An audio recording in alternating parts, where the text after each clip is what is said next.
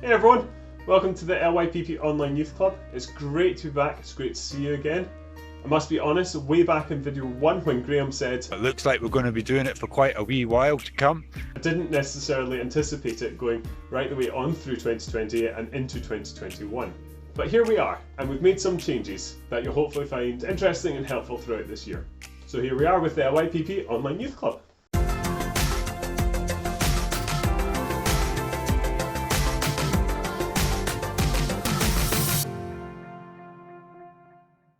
Now we're going to be continuing to upload one video a week as we have been before. However, we'll also be adding another video over the next few weeks that follow a certain topic. So the current topic is going to be looking at employment. And in that, over the next 5 weeks, each of the staff are going to be talking about their journey and how they came to work at LYPP. So I'm up first. Why don't you come on my journey? So I grew up in a town called Haddington. And if you asked me when I was a kid what I wanted to do, even as a teenager, I wouldn't have really been able to tell you. I had no idea what I wanted to do. I might have said I wanted to be a police officer because that's what my dad did. For a while I thought about being one of these people who worked in places like Deep Sea World looking after the animals because it looked like fun. And when I was coming towards the end of my school days, I thought about becoming a minister because I really liked things around philosophy and my faith, but I didn't know that other jobs in the church existed. I thought you had to be a minister or nothing. Now, when I left school, I did okay in my exams. I got an A in my higher maths and probably about 4 C's at higher. And the best English grade I got was a C at intermediate 2, which is probably the equivalent of round about Nat 5. So all of that was irrelevant though, because ultimately I didn't know what I wanted to do. In the June, after I finished my exams, before I got my results, I'd left school, hadn't got a place at college or university yet, and I didn't know where I was going with my life. And the youth worker at my church suggested that I did a gap year. So off I went, applied, got a job at Abernethy. Now, Abernethy was a great place to work. I went and worked on the maintenance team at an outdoor centre where I'd go around fixing things, looking after the grounds, all this sort of stuff. That gave me a year to kind of think about what I wanted to do. So I thought, hey, maybe I want to be an instructor. So I went away to college, but that course wasn't really what I expected or what I wanted.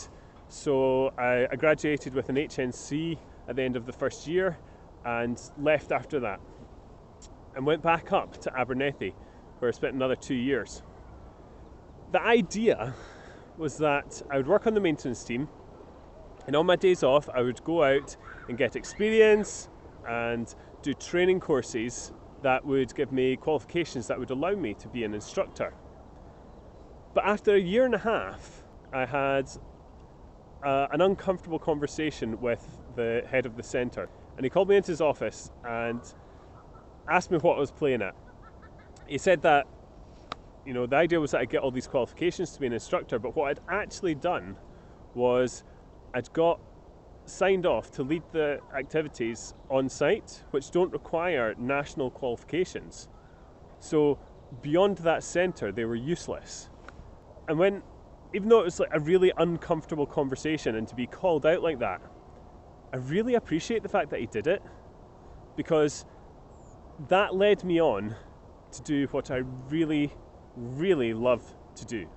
Because when I left that conversation, I went away and thought about why is it that I didn't go out up the hills on my own to practice my map reading skills or go out rock climbing and things like that on my own to build up my skills and get qualifications. And it's because what I really loved about the job was the young people.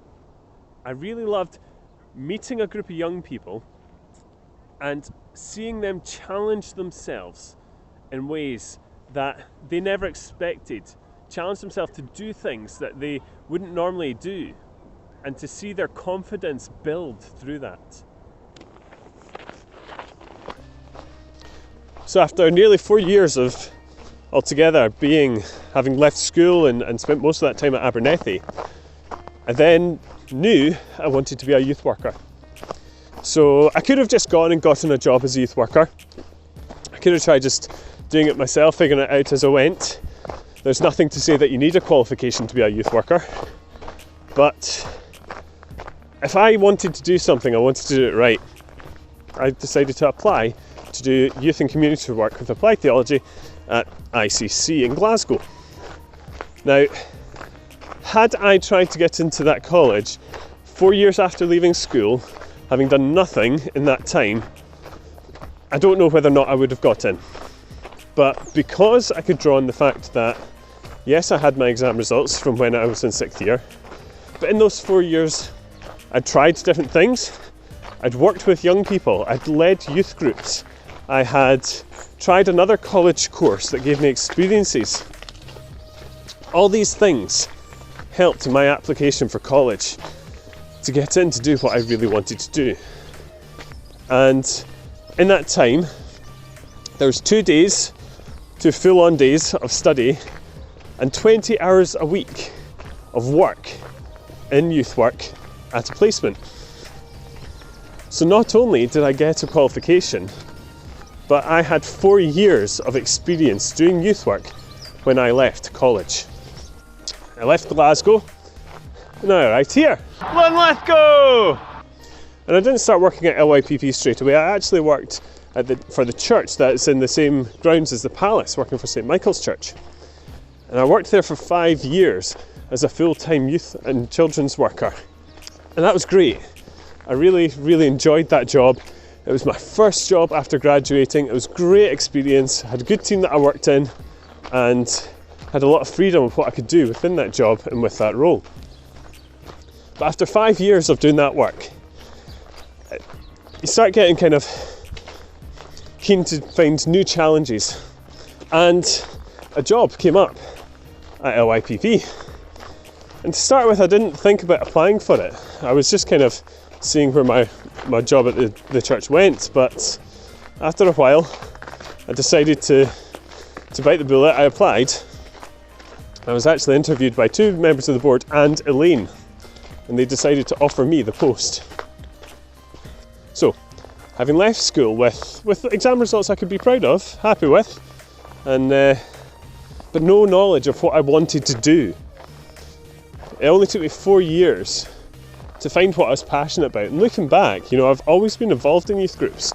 I've always helped coaching with swimming and lifeguarding at the swimming club, and helping out with church groups and running groups with my peers. I've always done this sort of thing. And it was never something I considered a job. It was just stuff I did because I enjoyed it. And that realisation and that discovery of what I could take that on to do, within 4 years of leaving school, I became a youth worker, and I've been doing that for 12 years now. And I've no expectation to retire from youth work. I don't think that my last job on this earth is going to be as a youth worker. I fully expect that as my job has changed, coming to work at LYPP is very different from working at a church, and that is great. I love the changes. I love the job that I did before, but I love the things that I'd get to do now.